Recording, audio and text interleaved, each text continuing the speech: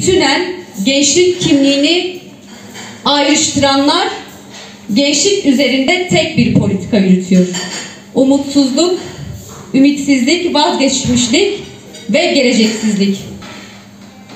Tek hayalleri, tek umutları Kürt gençlerini düşürmek, özel savaş politikalarıyla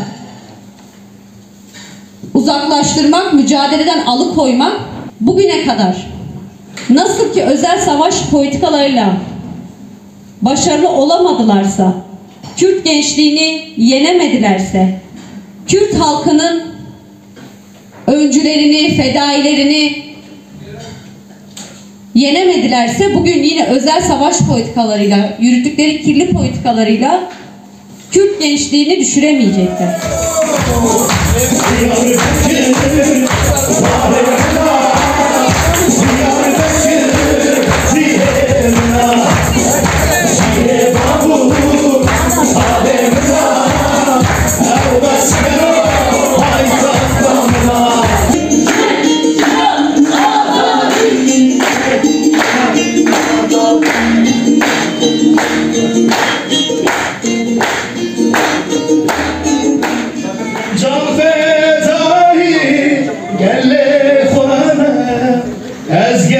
Şu